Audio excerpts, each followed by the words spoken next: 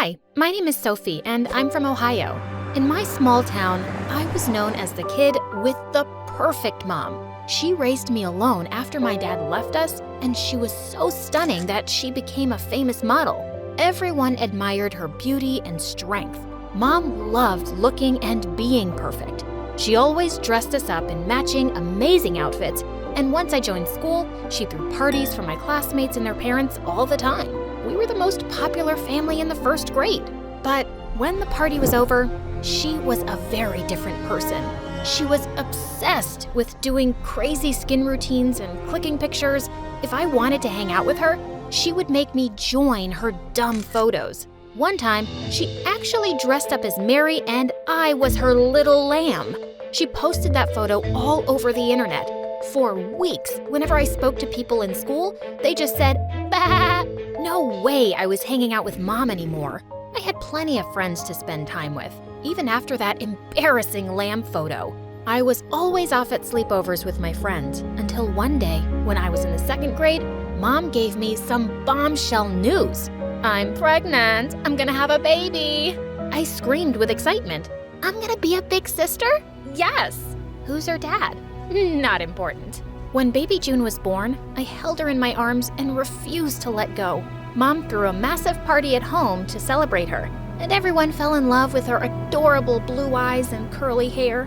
But as June grew up, I realized something was wrong with her. If someone wasn't standing directly beside her, she would start crying like a banshee. She constantly bumped into furniture, and if I kicked a ball away from her, she'd take forever to find it, even though it was in plain sight. We took her to a doctor and found out that she had no vision in the center of her eye.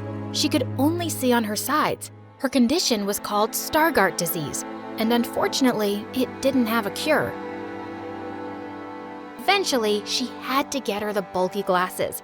They didn't fix her vision completely, but they helped. I got ready for big sister duty. I chose June's outfits every day, walked her to school, and destroyed anyone who dared to look at her wrong. None of the kids in June's class wanted to be friends with her, so I asked Mom to throw a party for her classmates, just like she used to for me. But Mom said, "I'm too busy with work. Besides, June has you. She doesn't need anyone else." By the time I was in 7th grade, June came everywhere with me. She came to my sleepovers, went to the movies with my friends, and we all stayed up doing each other's hair. I thought we had so much fun. But one day, I came out into the backyard to see that June wasn't wearing her glasses anymore. My friends were throwing them around like a ball. I took her glasses back from my friends and screamed at them like crazy. It was just a game. "Get out of my house! Get out!" How could they be such jerks? After that day, they uninvited me to all their parties and they started ignoring me in school. They even made me sit at the unpopular table at lunch. In just one night, I'd become a complete loner. Whatever. I didn't need their terrible energy, and their behavior made June feel really bad. One day, I saw her talking to some kids in the neighborhood without her glasses on. When I asked her to wear them, she threw them at me. "No, I'm finally making friends." "June, you could get really hurt." "Go away, Soph." She ran away from me and started crossing the street. A car was coming really fast and it was gonna hit her. I just knew it. I flew towards her, but I was too slow. Just as I prepared for the worst, a boy suddenly grabbed June and pulled her off the road. I was so relieved, my knees melted. The boy placed June before me and gave me his hand. "Are you okay?" "Are you an angel?" "Excuse me?" Hello." I got myself together and thanked him for his help. His name was Philip, and he was the bravest person I'd ever met.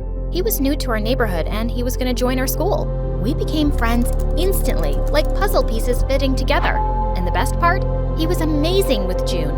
He was never mean to her, and he said her glasses made her look like a cool superhero. When I was in the 10th grade, Philip asked me to be his girlfriend, and I said yes faster than the speed of light. I was so excited for my first relationship, but the only problem was that we never got time alone. June was always with us, and while we loved her, it did make some of our dates pretty awkward. When I asked Mom to find a babysitter, she said, "Wow, Sophie, I didn't realize you were tired of your sister." I am not. I just want one night to myself. And if this babysitter bullies June, then what? What if she clicks pictures of her and posts them all over the internet? That's not gonna happen. Are you sure? I remembered my cruel friends and had to bite my tongue. June and I continued to be attached at the hip until one day when something awesome happened.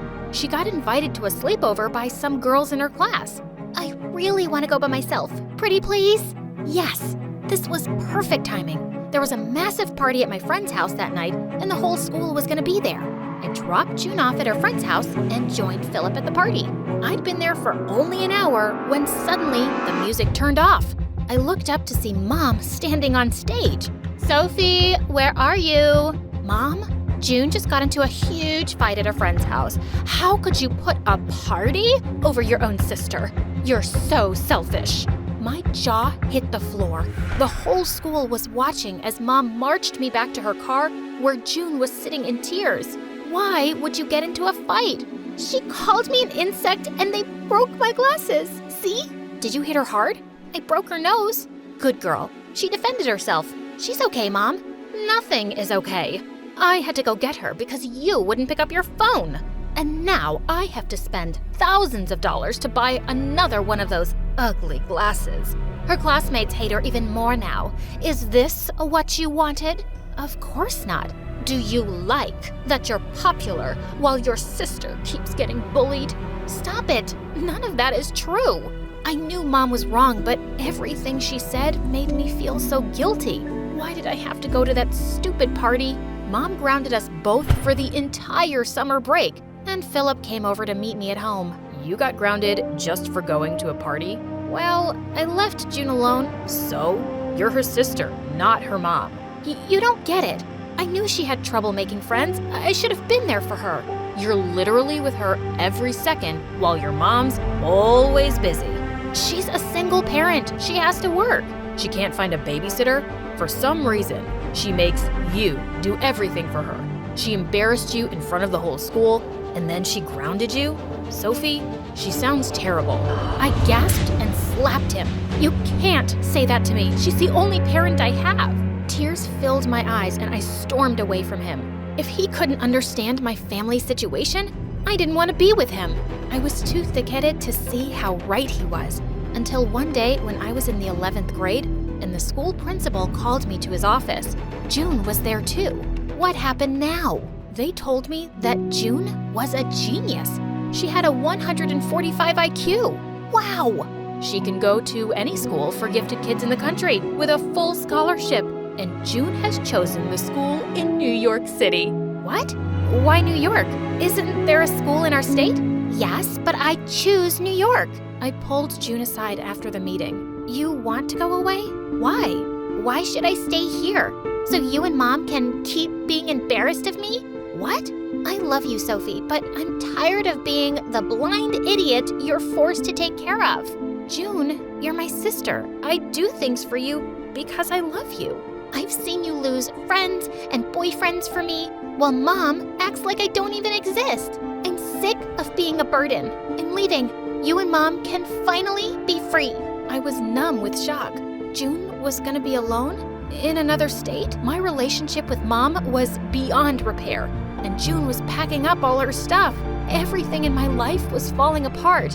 One day, June brought me to her room, and Philip was sitting inside. What is this? I'm leaving now, and you're Sophie's next best friend, so stop fighting. Work it out. She locked us in her room, the little minx. Well, you were right. My mom is a terrible person, and I was an idiot. You weren't an idiot. You were the only one who was nice to June, and I was horrible to you. I'm so sorry, Philip. You were dealing with a lot, Sophie. I understand. And June's leaving now? I just don't know how she's gonna live without me. I feel scared. She'll be fine. Look at this. He showed me the pamphlets and website for the school, and once I calmed down, the place looked amazing. They had so many fun activities, and there was a whole section just for differently abled students. Some kids in the photos were wearing glasses just like June's. Suddenly, I knew I had to let her go. When June came back to her room, I pulled her into a tight hug.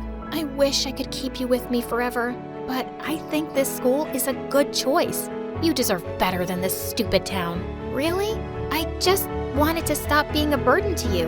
Don't you dare call yourself that again. You were never a burden to me, June. You'll always be the greatest gift I ever got. Oh, Sophie, I love you. I love you more. I love you most.